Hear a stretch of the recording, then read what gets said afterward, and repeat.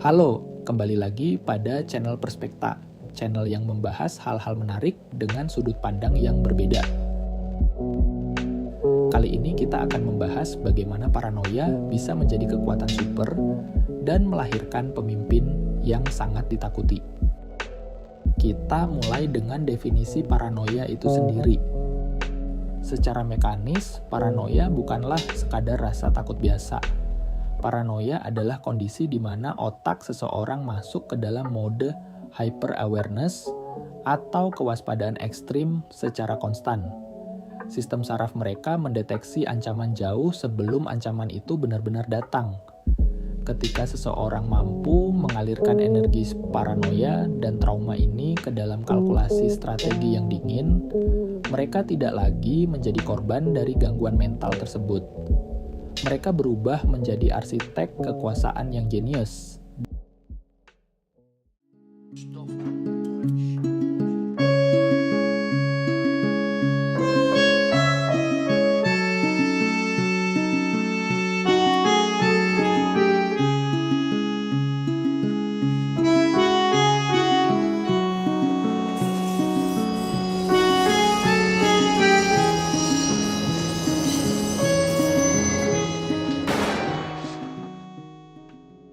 Ketika mode hyper-awareness dan ketakutan ekstrim ini berhasil dijinakkan, ia tidak lagi menghancurkan inangnya, melainkan melahirkan sosok pemimpin yang ditakuti.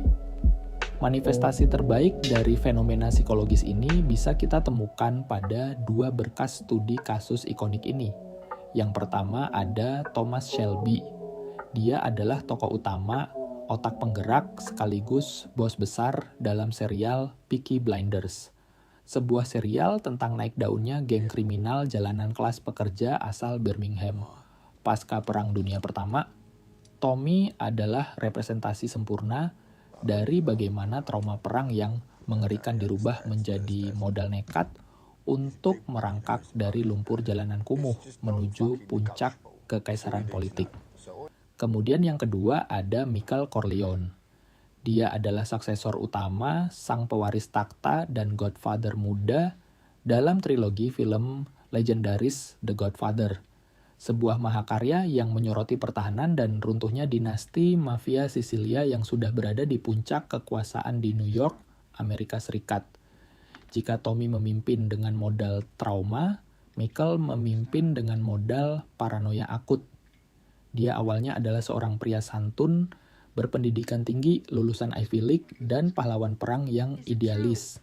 Sebelum keadaan memaksanya menjadi monster paling dingin dalam sejarah sinema.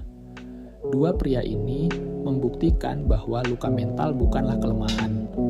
Untuk memahami bagaimana kekuatan super ini bekerja, kita harus melihat terlebih dahulu bagaimana titik awal mereka berdiri dan cara mereka membangun kekuasaannya. Mari kita mulai dari Thomas Shelby. Thomas Shelby lahir dari nol. Dia adalah anak jalanan dari klan imigran Gypsy Romani yang miskin di kawasan industri kumuh Birmingham. Orang tuanya tidak meninggalkan warisan kekuasaan apapun. Ayahnya adalah seorang penipu yang menelantarkan keluarga sejak mereka kecil. Tommy membangun kerajaannya sepenuhnya dari bawah secara mandiri. Senjatanya adalah kejeniusan memanfaatkan celah hukum dan keberanian traumatisnya. Dia merebut bisnis taruhan ilegal dari gangster lokal, memonopoli pasar gelap, berinvestasi pada properti, hingga akhirnya melegalkan bisnis klan Shelby ke dalam sektor industri manufaktur dan kursi parlemen Inggris. Couldn't have gone better if we planned it. Shelby Brothers Limited are now the third largest legal racetrack operation in the country. Only the Sabinis and the Solomons are bigger than us, boys.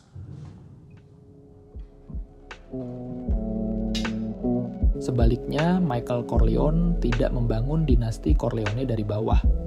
Kerajaan mafia itu diturunkan dari ayahnya, Don Vito Corleone, yang telah membangun fondasi kuat melalui bisnis impor minyak zaitun.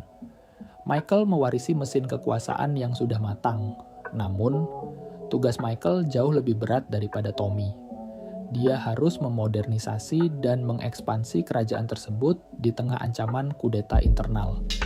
Michael memindahkan epicentrum kekuasaan Corleone dari New York ke Las Vegas, mengubah bisnis kekerasan jalanan tradisional menjadi bisnis kasino, hotel, dan investasi korporat berskala internasional yang rapi di balik tirai legalitas hukum. Don Corleone, you once said that the day would come when Tessio and me could form our own family. Till today, I would never think of it. I must ask your permission. Well, Michael is now head of the family, and if he gives his permission, then you have my blessing. After we make the move to Nevada, you can break off from the Corleone family and go on your own. After we make the move to Nevada. How long will that be? 6 months. Mekanisme mental yang kuat tentu membutuhkan jangkar filosofi hidup agar tidak goyah di tengah badai. Kita kembali lagi kepada Thomas Shelby. Bagaimana paranoia membentuk pikiran dan jiwanya menjadi pemimpin gangster klan Shelby yang ditakuti. Filosofi Thomas Shelby berakar dari nihilisme praktis pasca perang.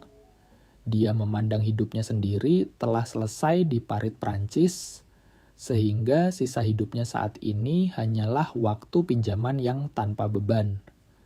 Bagi Tommy, ketika seseorang sudah menerima fakta bahwa dirinya telah mati secara spiritual, maka tidak ada lagi intimidasi atau ancaman di dunia ini yang bisa menggeser kalkulasi dinginnya. Rasa takut kehilangan nyawa telah dieliminasi dari kepalanya.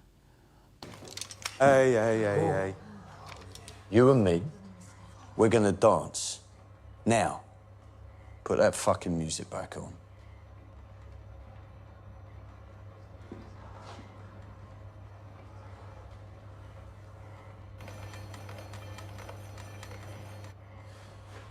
What is a dance? Called a quick step. Perhaps you've heard of it.